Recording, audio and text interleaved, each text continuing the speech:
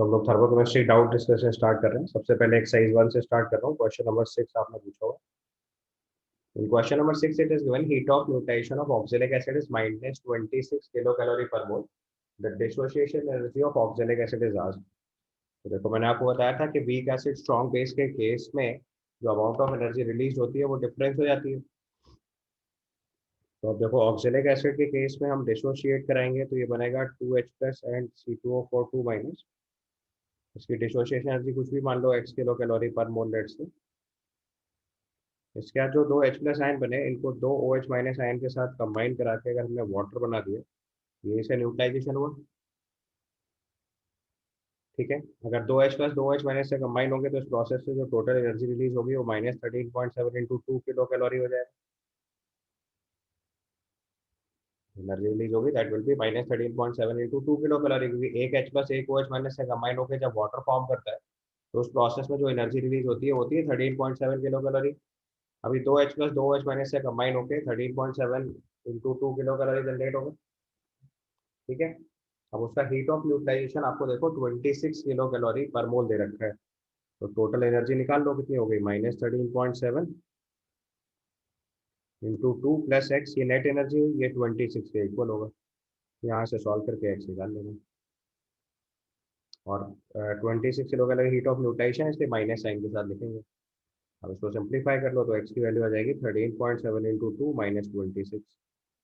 तो सॉल्व कर लीजिए तो आपका एक्स की वैल्यू आ जाएगी 3.4 1.4 1.4 1.4 किलो कैलोरी पर मोल आपका फाइनल आंसर हो जाएगा। ठीक है, इसका next question number 9। Question number 9 लिखा है, for the two reactions given below H2 plus half O2 is water x1 kilo joule, H2 plus half O2 is water liquid x2 kilo joule. तो आप ध्यान से आंसर देखो तो इन दोनों process में प्लस x1 किलो जूल लिखा हुआ है, इसका मतलब इतनी एनर्जी रिलीज हो रही है। ये चीज समझ आ रही है आपको? प्लस x1 किलो जूल जो लिखा हुआ है that means this much is the amount of energy released. Yes sir आ रहा है।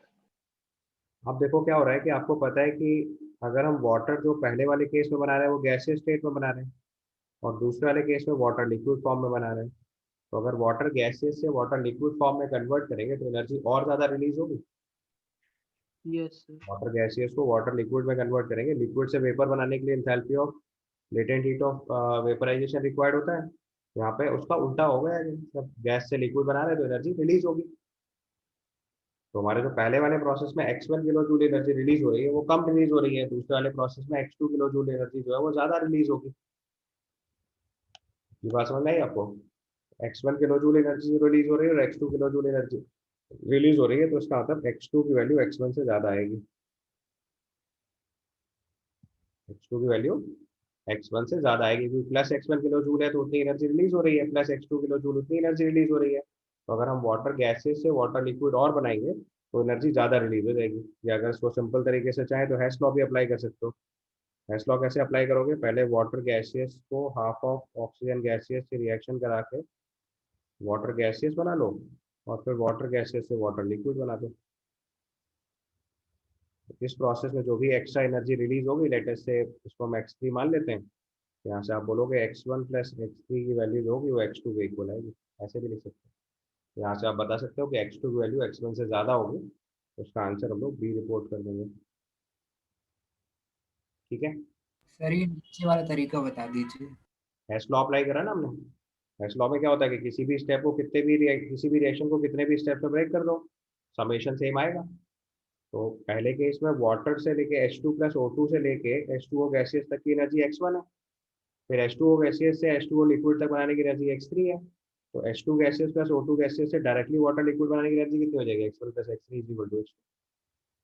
ये तो हेस लॉ था कि हर स्टेप में जितनी एनर्जी आती जा रही है उसको सम करते चले जाओ।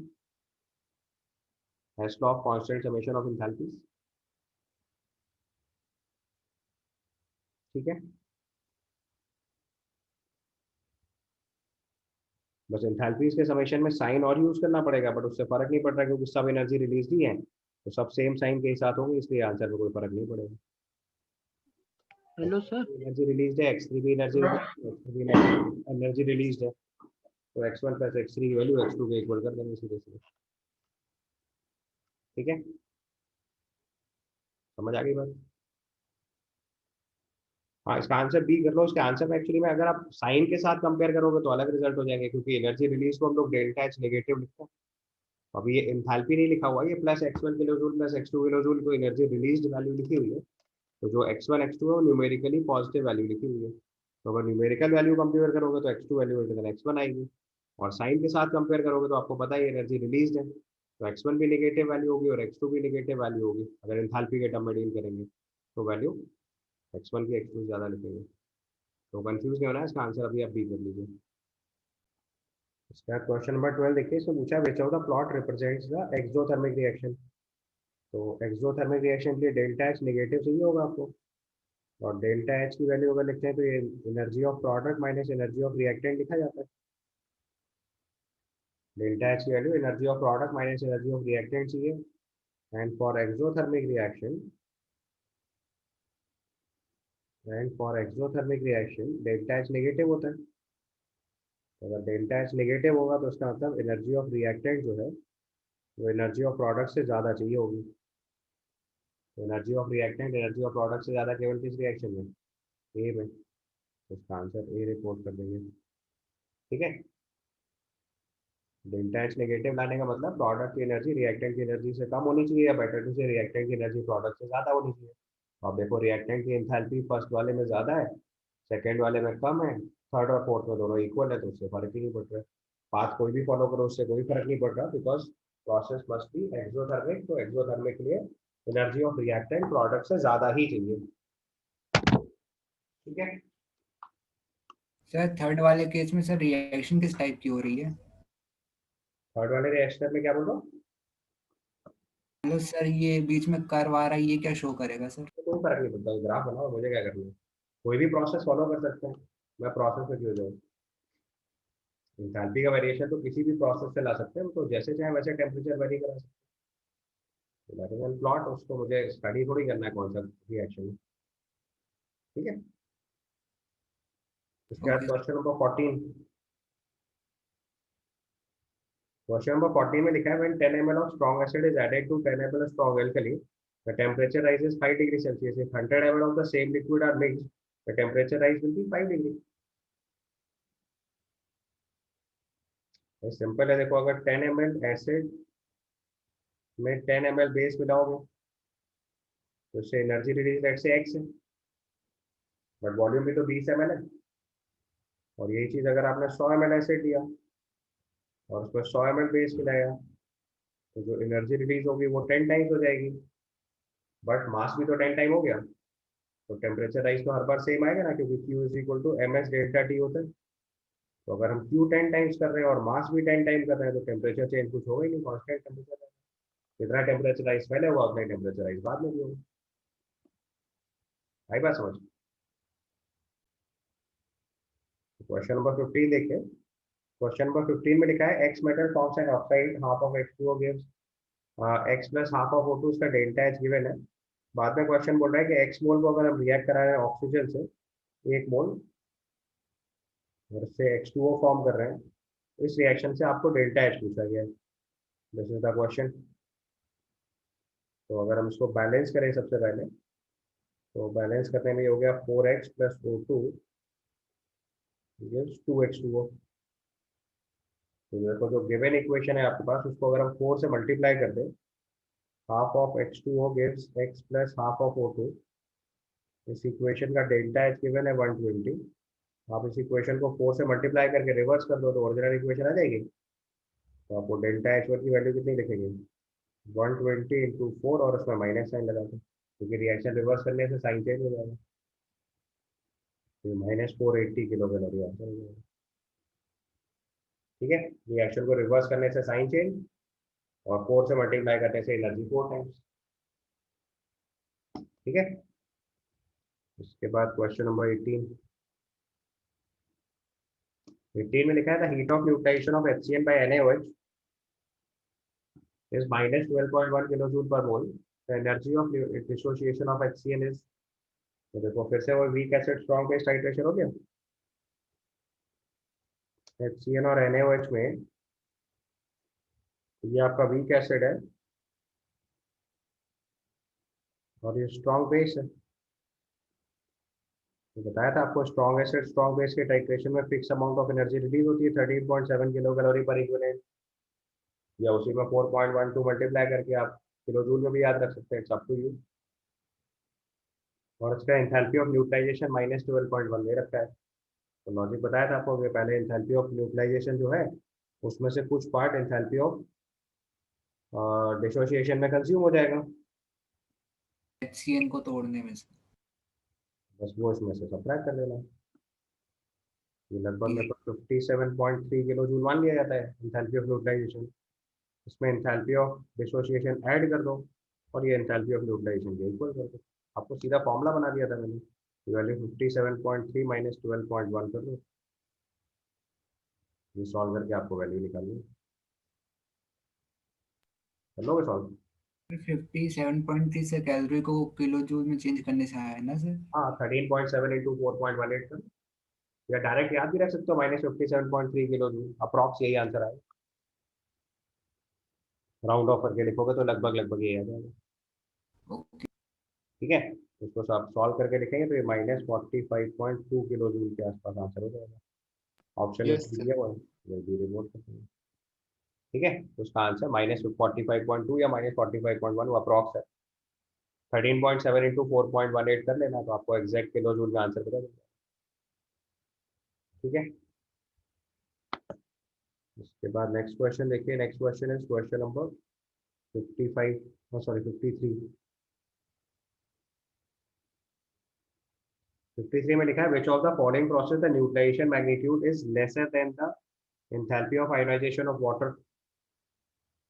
तो देखो enthalpy of ionization of water मतलब H plus plus, sorry enthalpy of ionization of water मतलब water gives H plus and OH minus. ये आपका enthalpy of neutralization of strong acid strong base की तरह काम करेगा।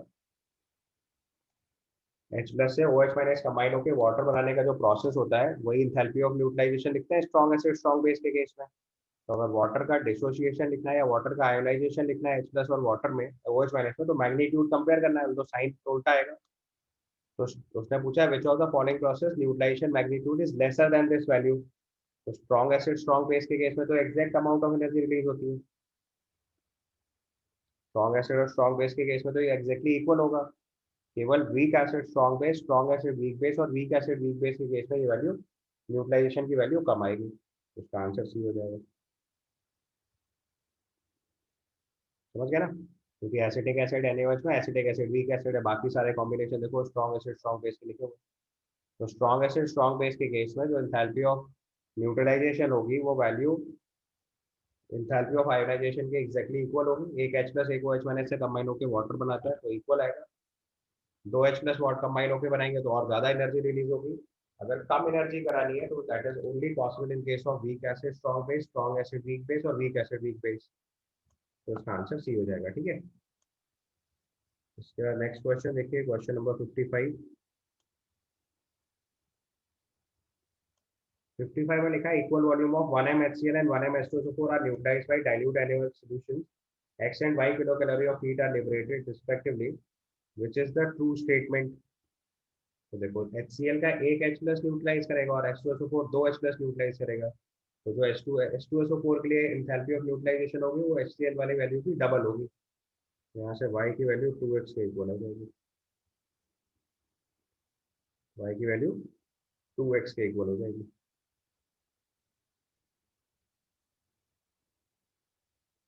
समझ गए, equal volume of 1m HCl and 1m H2SO4 are neutralized by dilute NaOH solution and X and Y kilocalorie heat is liberated. Which of the following is true? तो HCl से जितनी energy release होगी H2SO4 से उसकी double energy release होगी, क्योंकि H2SO4 में दो H प्लस है। तो यहाँ से अगर हम X की वैल्यू लिखेंगे तो ये 0.5 हो जाएगी। ओके, एंथैल्पी ऑफ न्यूट्रलाइजेशन में स्ट्रॉन्ग एसिड स्ट्रॉन्ग बेस के केस में simply H plus plus OH minus combine होने के बाद सीधे वाटर बनता है, वही एनर्जी होती है। तो HCl के केस में एक H प्लस एक OH माइनस से न्यूट्रलाइज होगा, H2SO4 के केस में दो H प्लस दो OH माइनस से न्यूट्रलाइज होगा। तो H2SO4 में जो एनर्जी रिलीज होगी वो H2 HCl के केस से डबल हो जाएगी। ठीक है, उसके बाद क्वेश्चन नंबर 56 में लिखा है solution of 20 ml of 1 m KOH, a solution of 200 ml of 1 m KOH is added to 200 ml of 1 m HCl and the mixture is well shaken. The rise in temperature T1 is noted. The experiment is repeated using 100 ml of each solution and increase in temperature T2 is noted. Which of the following statement is same? T1 equal to T2. 200 ml को 200 ml से neutralise कराओगे तो जो energy release होगी वो 100 ml से 100 ml neutralise कराने वाली एनर्जी का डबल होगा, बट मास भी तो डबल हो गया। Q is equal to ms delta T का कॉन्सेप्ट है। अगर आप 200 ml को 200 ml से न्यूट्रलाइज कराएंगे, 200 ml KOH को 200 ml HCl से न्यूट्रलाइज कराएंगे तो एनर्जी जो रिलीज होगी वो लेट से x है। तो अगर 100 ml को 100 ml से न्यूट्रलाइज कराएंगे तो जो एनर्जी रिलीज होगी वो अपने आप x/2 हो जाएगी। मास भी आधा हो गया, एनर्जी रिलीज भी आधी हो गई, तो टेम्परेचर सेम कांस्टेंट आएगा, तो टेम्परेचर दोनों में सेम राइज होगा, तो T1 इक्वल टू T2 हो जाएगा। ठीक है, वो पुराने क्वेश्चन। इसमें क्वेश्चन नंबर 18 का आंसर ए कर लीजिएगा, और सबट्रैक्ट करने के बाद पॉजिटिव वैल्यू आएगी 45.2। Enthalpy of dissociation positive value आएगी, 18 का आंसर ए होगा। ठीक है, चल गया सही। चलो इसके बाद नेक्स्ट क्वेश्चन नंबर 58।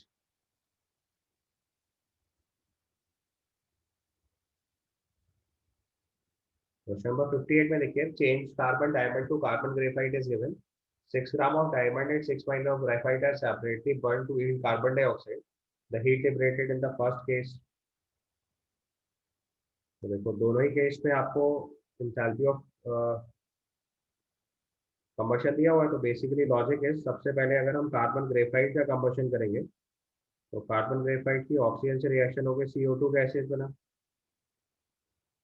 जबकि अगला केस फॉलो करोगे तो कार्बन डायमंड जो है उसको पहले कार्बन ग्रेफाइट में कन्वर्ट करें और फिर इसका कंबशन करके CO2 गैसेज बनाएं, या फिर कार्बन डायमंड का डायरेक्ट कंबशन करा दें और उससे CO2 गैसेज बना दें। इन दोनों प्रोसेस की एंथैल्पी सेम होगी हेस लॉ के हिसाब से, क्योंकि कार्बन डायमंड से कार्बन ग्रेफाइट बनाया और फिर कार्बन ग्रेफाइट का कंबशन कराया CO2 में, तो जो अमाउंट ऑफ एनर्जी रिलीज होगी वो उतनी ही होगी जितनी कार्बन डायमंड के डायरेक्ट कंबशन से एनर्जी रिलीज होगी। इतना समझ गया पहले। अब कार्बन डायमंड से कार्बन ग्रेफाइट बनाने में -1.89 किलो जूल ज्यादा रिलीज हो रहा है, क्योंकि कार्बन डायमंड से कार्बन डाइऑक्साइड बनाने में -1.89 kilo joule energy extra release होगी, और फिर कार्बन ग्रेफाइट आगे कंबशन कराएंगे तो दोनों प्रोसेस के लिए सेम एनर्जी हो जाएगी। तो अगर हम 6 ग्राम डायमंड का कंबशन करेंगे तो उसमें 1.89 किलो जूल की एनर्जी एक्स्ट्रा रिलीज होगी पर मोल बेसिस पे, and 6 gram is simply half mole. 6 gram is simply half mole. समझ गए? तो उसने कंबशन दे रखा है, the change of carbon diamond to carbon graphite delta H is given 1.89 kilo joule. तो 6 ग्राम डायमंड और 6 ग्राम ग्रेफाइट को अगर हम सेपरेटली बर्न करेंगे तो डायमंड के केस में एनर्जी ज्यादा रिलीज होगी, बिकॉज कार्बन डायमंड से कार्बन ग्रेफाइट बनाने में एक्स्ट्रा -1.89 किलो जूल आ रहा है। आगे का स्टेप तो कॉमन है दोनों के लिए। देखो थर्मोडायनेमिक्स में थर्मोकेमिस्ट्री में क्या देखना होता है, इक्वेशन, ये दोनों पार्ट सेम है, और ये इक्वेशन लिखें या ये इक्वेशन लिखें, दोनों बातें सेम है, क्योंकि हेस लॉ से मैंने आपको बताया कि किसी स्टेप को एक बार में परफॉर्म कराएं या 3 स्टेप में परफॉर्म कराएं, एंथैल्पीज का समेशन सेम होता है। समझ गए? तो पहले वाले प्रोसेस में जो एनर्जी रिलीज हो रही है, दूसरे वाले प्रोसेस वाली में उससे ज्यादा एनर्जी रिलीज होगी। ठीक है, तो यहाँ पे देखेंगे अगर आपको 6 ग्राम मतलब हाफ मोल हो गया। 6 gram carbon is simply means half mole. 1 मोल के लिए एनर्जी रिलीज हो रही -1.89, तो हाफ मोल के लिए कितनी एनर्जी जाएगी, उसकी हाफ। तो उसका आंसर अगर आप सॉल्व करोगे तो डी आ जाएगा। तो फर्स्ट केस में जो एनर्जी रिलीज होगी वो सेकेंड वाले केस से 0.945 किलो जूल एक्स्ट्रा रिलीज हो जाएगी। ठीक है, इसके बाद क्वेश्चन नंबर 59 देखिए।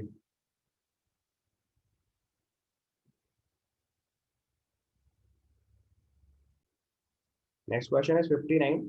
Under the same conditions, how many ml of 1 m KOH and 0.5 m H2SO4 solutions respectively were mixed for a total volume of 100 ml produces the highest rise in temperature. तो देखो highest rise in temperature कब आएगा, जब acid base को exactly neutralise करेगा for highest temperature, क्योंकि energy तो उसी से रिलीज हो रही है। तो for highest temperature rise acid should completely neutralize by base. Acid should completely neutralize by base.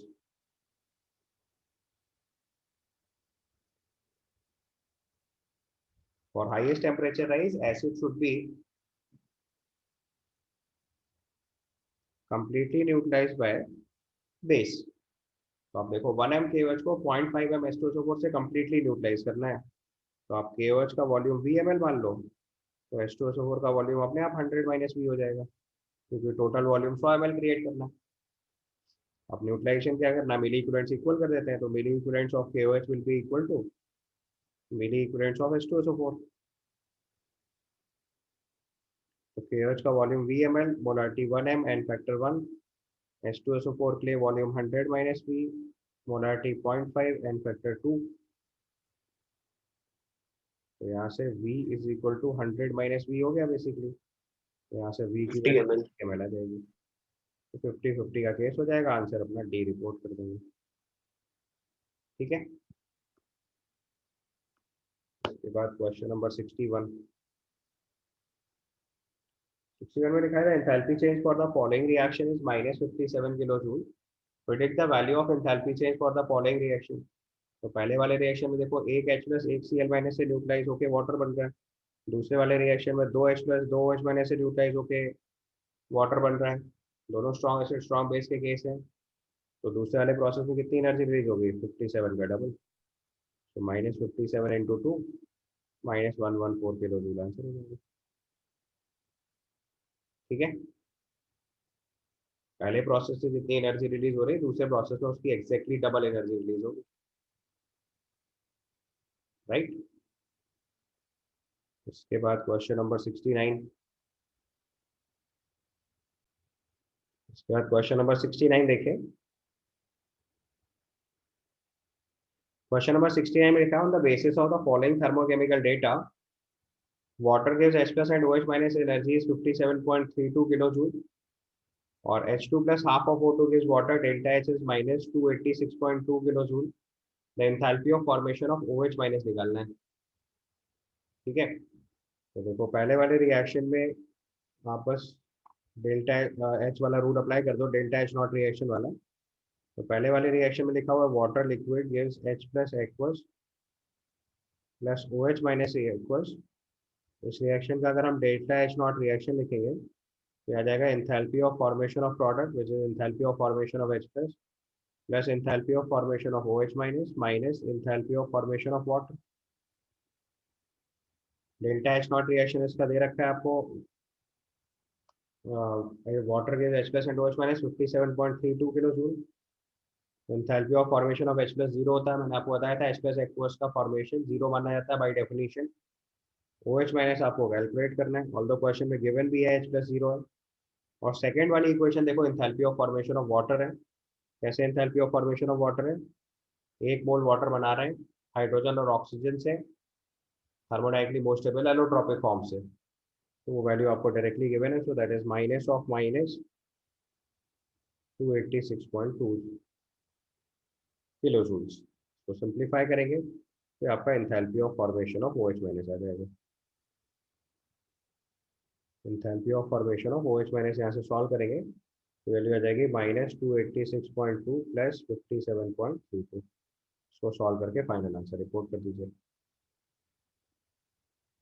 कर लोगे सॉल्व, ये वैल्यू -228.88 किलो जूल पर मोल आंसर हो जाएगा।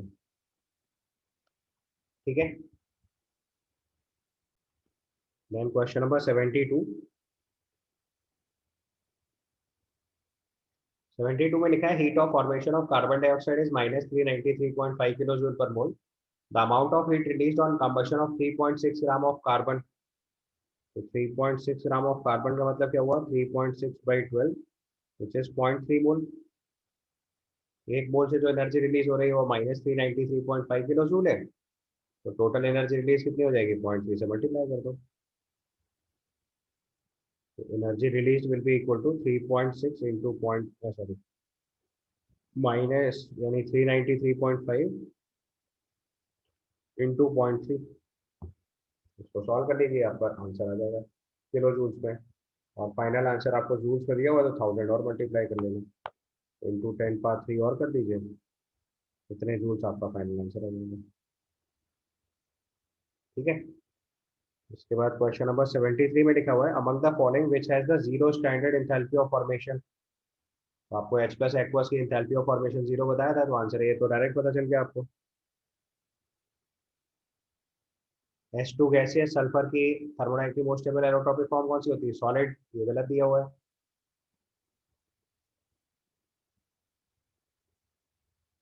ठीक है। आयोडीन की thermodynamic most stable allotropic form कौन सी होती है, बताओ, सॉलिड। और ऑक्सीजन की solid. Thermodynamic most stable allotropic form कौन सी होती है, O2 गैसियस, O3 नहीं होती है, O2 गैसियस है thermodynamic most stable allotropic form, C भी नहीं आंसर होगा।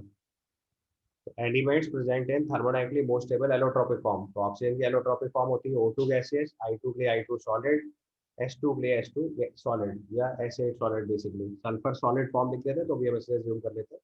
तो thermodynamically most stable allotropic form किसी की नहीं दी हुई है। H प्लस एक्वस आपको पहले ही बता रखा है, एंथैल्पी ऑफ फॉर्मेशन 0 होता है, बाई डेफिनेशन ऐसा करते हैं। इसके बाद क्वेश्चन नंबर 76 में लिखा है, the heat evolved on the combustion of 1 gram starch into CO2 and water is this, compute the enthalpy of 1 gram starch. तो enthalpy of formation of water दे रखा है, enthalpy of formation of CO2 दे रखा है। ठीक है। तो आपको एंथैल्पी लिखनी है किलो जूल वाले केस में। तो 76 में पहले इक्वेशन लिख लो, तो C6H10O5, इसका ऑक्सीजन से कंबशन कराया तो 6 moles of CO2, 5 moles of water form होगा, तो 6O2 हो गया। इस रिएक्शन का डेल्टा H नॉट रिएक्शन अगर रिपोर्ट करेंगे तो आ जाएगा enthalpy of formation of product which is CO2 into 6 plus enthalpy of formation of water into 5 minus enthalpy of formation of C6H10O5। ये लिखेंगे इक्वेशन में। तो यहाँ से डेल्टा H नॉट रिएक्शन आपको देखो 17.4549 किलो जूल पर ग्राम दे रखा है, तो उसको पहले पर मोल में कन्वर्ट करो। तो ये 17.49 into molecular mass of C6H10O5 बताओ कितना है। 162। 162, इतने किलो जूल एनर्जी यहाँ से आ गई। और ये एंथैल्पी ऑफ कंबशन है, इसलिए एनर्जी रिलीज होगी, तो माइनस साइन लगा लेना। दूसरे साइड में CO2 का कंबशन आपको दे रखा है, तो दिस इज -293.7 इंटू 6। वाटर के लिए वैल्यू दे रखी है 285.85 into 5 minus enthalpy of formation of C6H10O5 हो गया। ठीक है। तो यहाँ से enthalpy of formation of C6H10O5 आ जाएगा किलो जूल पर मोल में।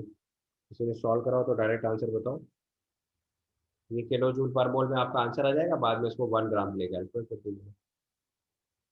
एक मोल के लिए एंथैल्पी पता चल गई, तो 1 ग्राम के लिए निकाल लेना, 162 से डिवाइड कर दीजिएगा तो आपका फाइनल आंसर आएगा।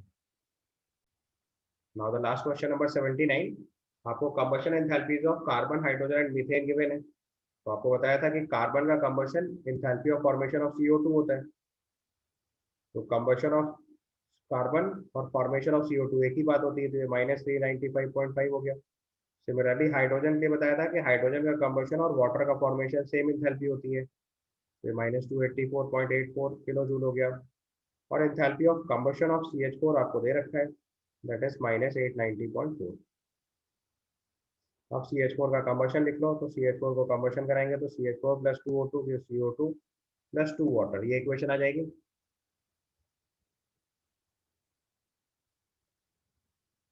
ठीक है।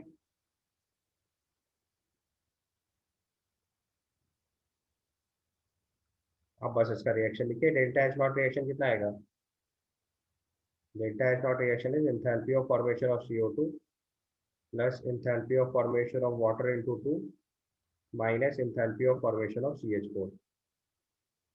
सब्स्टिट्यूट करिए, CO2 का फॉर्मेशन दे रखा है -395.5 minus 284.8 into 2 minus of minus करेंगे तो आपको enthalpy of formation of CH4 निकालना है एक्चुअली में, और कंबशन आपको दे रखा है -890.4।